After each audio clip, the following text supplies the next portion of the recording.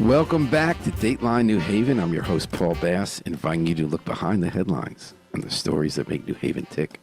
We have someone who used to report headlines and is now making them here in the studio to talk about a subject for a bright, sunny Thursday afternoon, digital death. We're all going to die, folks, but computers and artificial intelligence and all that's going to live beyond us.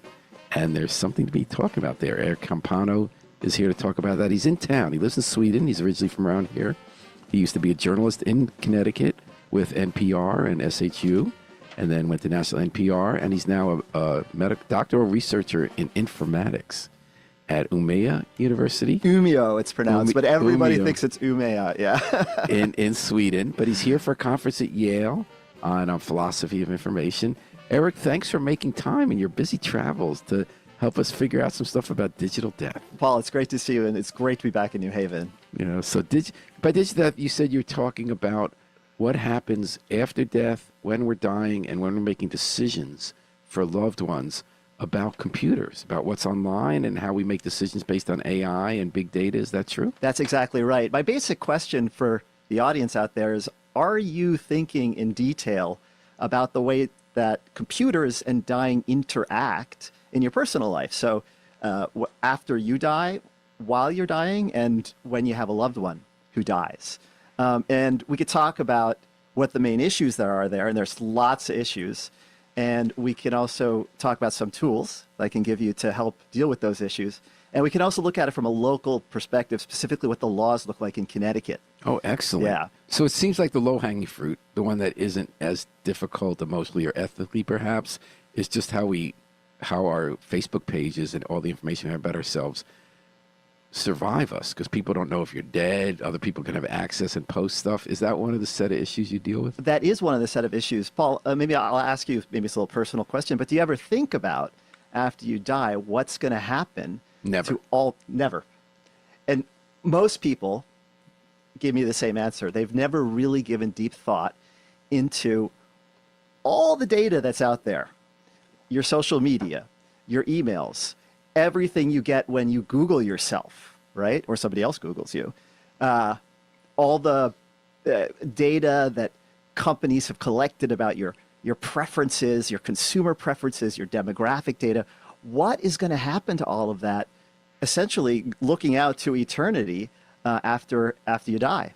And people historically have always been concerned about their legacy. We think about, how do we want to leave a mark on the world after we're And traditionally that has meant, like, what's my funeral going to be like? You go to a funeral, you wonder about yours, and I always think, I wish I didn't have a funeral, because funerals for the living. Right. Whereas Jewish tradition, for instance, is you just get buried in the ground, it's simple, it's right away. But most people do think, they think as though you're still going to be here, and you worry what people think. Yeah, and different traditions deal differently with physical remains of people. Right. So now what we're talking about are digital remains. And yeah, right. And I'm actually glad you brought up the religious angle, because, for example, the Catholic Church is now dealing with this issue, right?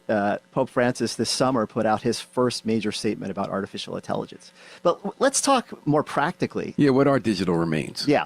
So you mentioned about the information gathered about you, what's written about you, what you get searched, what's on your social media. Yeah. Why should you care about that? Well, even if you're not thinking about your own legacy, which most people do, you want to think about how those remains affect your loved ones after you die. That's all I think about. That's what I care about. Like, when you die, how's it going to affect people you love? Excellent. So when you think about it, what is, for example, an issue that comes up in your mind, Paul? Will they have money? Will I have died in a way that makes it hard for them to live? When they keep going on living, will they feel okay about things? Will they feel unresolved issues? Will they feel, that's it. Yeah. And actually, money. Sure, money is another issue. The internet and the online space has a strange way of bending time so that certain events become prominent and other events disappear. So, for example, you might have a guy who, when he was 21, went shoplifting and got caught by the police, and he was in the local newspaper, right? That's why he was right. That's why we don't put the name when you're arrested, because you're going to see that more than he was found innocent or was cleared, because that's not usually reported or it's not clicked on as much. Major journalistic ethics question, and something else to talk about. And actually, New Haven Independent, I consider a leader on those questions. But that guy, he may have had a really great job. He might have raised beautiful family. He might have been an artist and painted 50 canvases that are sitting in an attic somewhere. But 50 years from now, when you search for that guy's information, the first thing you're going to see is he was a shoplifter, right? Maybe. Yeah. Yes. You're maybe. You're going to say that he was a shoplifter. Yeah, that's right. But certain platforms are more likely to be accessible long term than other platforms, and this is a huge issue. Newspapers are a great example. They seem to be.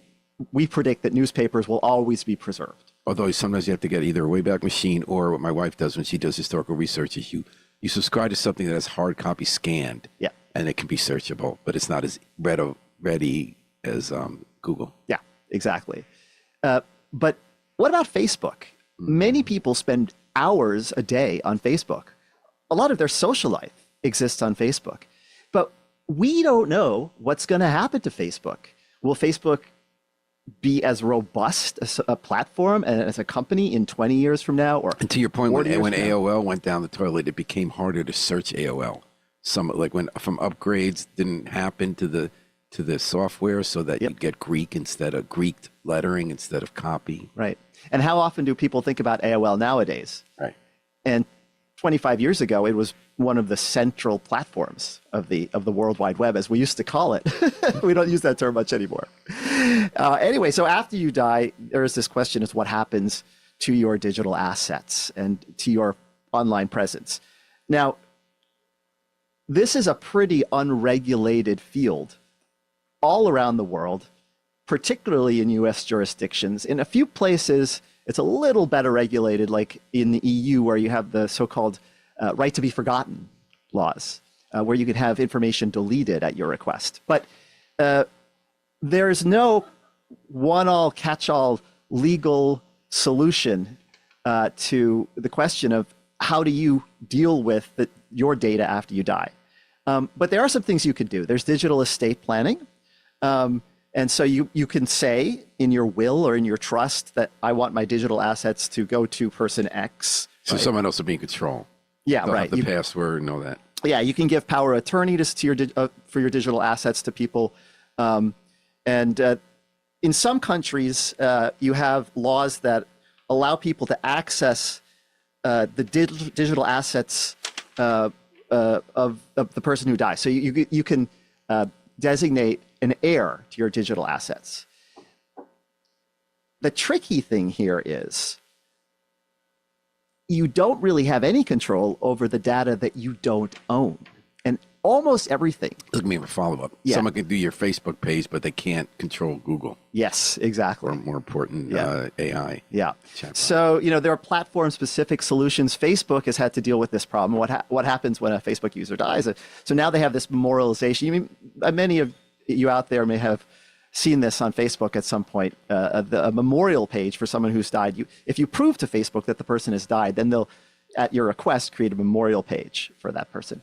By the end of the century, we predict there will be 2 billion dead Facebook users, right? That's a lot of data, and actually a lot of data storage. And Facebook may not want to just be hosting that data without getting paid for it, right? Google has an inactive account manager, so you can designate somebody to be your fiduciary who can handle your Google account should you die, right? I've done that with my best friend. And then other platforms, Apple, Twitter, they also have solutions like that. And there are some third-party services that you can check out. These are companies that sort of offer to organize your digital assets after you die through various means, like not only legal, but also through contacting companies. I'd be so nervous about whether they're legit or whether they're going to steal that information, steal your money, because money's an issue too. Yeah. You need to have someone have the passwords to your bank accounts. Yeah. And this is largely unregulated. But we do have a law in Connecticut, actually. And it's called, and hang on, because it's a long title. It's called the Revised Uniform Fiduciary Access to Digital Assets Act. So we call it RUFADA. That's the acronym. And it's about 6 years old. This is a federal law, which each state has more or less decided to accept. So actually, there are still some states where it's not in place at all. I think Louisiana and Kentucky. But here in Connecticut, it's been largely adopted, right? And so this allows fiduciaries to manage and access digital assets for a deceased or an incapacitated person if they have the legal authority to do that. And that's So if you didn't set up in advance? Yes. You can set up an advance, create a digital will, so to speak. Under this, or is this for people who don't have digital wills? This law also, it's similar to other inheritance laws. So if a person has not decided or has not stated what they wish to happen to their digital assets, they can turn now to RUFADA for protocol for what happens next. But again, it only handles certain assets and it only has a certain amount of power. And we really don't know from case law how like all this is going to play out. It's a new world. So it's a new Erick world. Campano talking about digital death. So the second aspect is about when you're dying. Yeah. So what are the computers and death issues when you're dying? Well, computers are intervening in our subjective experience of dying more and more. And this is where a lot of my own personal research takes place. So out there in northern Sweden with the northern lights and the midnight sun, I do clinical research in an intensive care unit where 5 to 10% of the patients die. And I observe this intensive care unit and go into deep discussions with people there about this death process. And during the COVID crisis, some of you all might remember, if you had a family member in the hospital, maybe with COVID or maybe with something else, you couldn't go visit them because of hygiene restrictions. And so for the first time in the history of humanity, en masse, we had loved ones and patients saying goodbye to each other, not in person, but through a cell phone or a tablet, through a screen. And the fascinating question is, does that have an impact on how we grieve, how we say goodbye? What's the difference between doing it in person or just not being there at all, right? And what I find particularly nuanced here is, does electronic communication live up to the promise that a lot of people think it has? We did have telephones in the past. We did. Yes. Yeah, that's true. You could use But this is much telephones. more, and you're seeing, you're singing, So what are you finding? Well, at first, during the COVID crisis, the clinicians in this intensive care unit thought, okay, we can work with this, right? Let's give it a try. And they were pretty optimistic.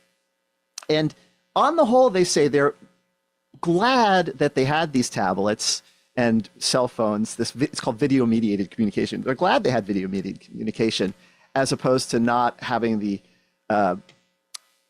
relatives be able to communicate at all with the patients. And this, you can decide this is enheartening or you can decide this is a little disappointing. What's carried over since COVID is we have more loved ones who live, say, 3 hours away, who, when a patient is dying, they call the hospital and they say, oh no, it takes me 3 hours to get there. But if we start video chatting now, right, maybe I could see them, but I'm driving, so I can't video chat while I'm driving. So why don't we stay on the video chat?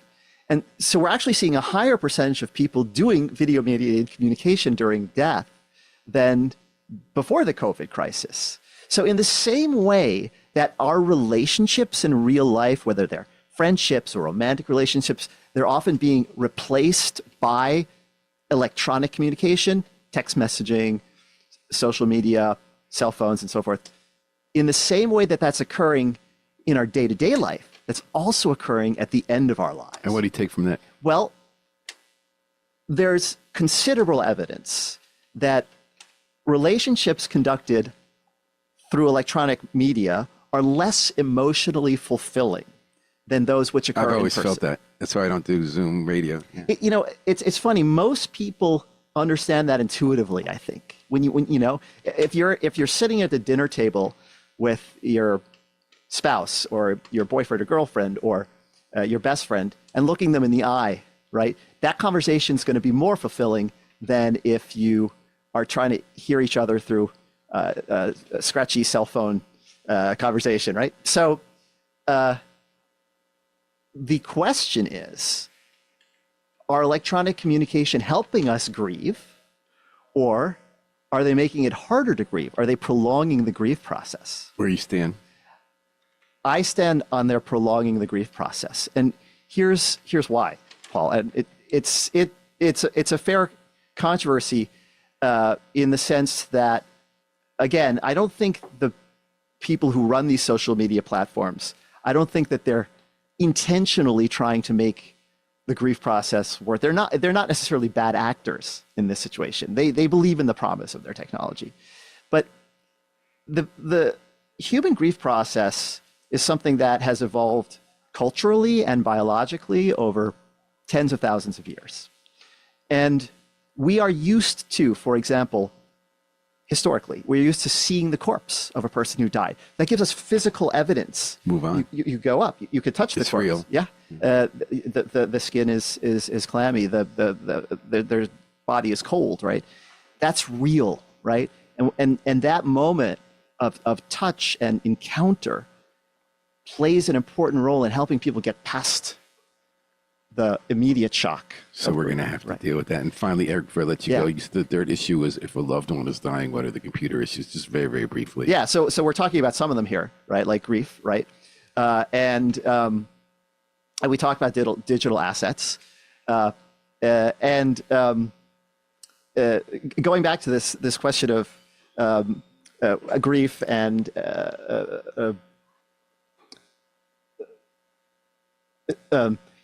it's not just the initial shock, right, that you have to deal with, but it's the repeated presence of that person coming back into your life when you don't expect it, right? So, for example, some people have their email set so that they send a reminder to people like once a year about their birthday or something like that. So someone's dead, I'm saying get a reminder of their birthday. Oh my God, yeah, you're right. Right. But it could be kind of sweet. Yes. And before the technology, I remember when Keep Eat My Life died, they come reappear when you're chopping onions 7 months later out of nowhere because you're hearing a song. Yeah, right. That's not all bad. Yeah, sure. But it's going to have an impact, and I think that's the key message to everyone out there listening today. Here in New Haven, in Connecticut, and any really all around the world, wherever you have a computer-saturated society, the dynamics of grief and handling your own death and handling other people's deaths, they're changing rapidly with computing. So you want to get a handle on how you personally can interact with this technology in a way that makes it easier for you to process these issues and not harder. And do you have any place you want people to go on the web to find out more? You can go to various digital death so Google consortia, yeah, Google digital death. But when you do it, there's actually a lot of perhaps slightly charlatanistic results that you'll get. So why am I dying? I'm not surprised. Check out the Death Online consortium. It actually comes out of Denmark and Finland, where people are dealing, I think, in a really responsible way with these questions, giving you good information. And so are you, Erick Campano. Thanks for making time on your trip back home to Connecticut. Oh, my pleasure. Tell us about the fascinating research you've done that's going to affect all our lives, and good luck with it back in Sweden. Thanks a lot, Paul. Good luck with the show. Thanks to Harry Droz for working the controls. We're going to take it out, the Afro-Semitic Experience, performing I Wish I Knew How It'd Feel to Be Free, from the group CD, A Plea for Peace. This is Paul Bass inviting you to fly free with us all day, all night, and all weekend long at WNHH, New Haven's home for community radio.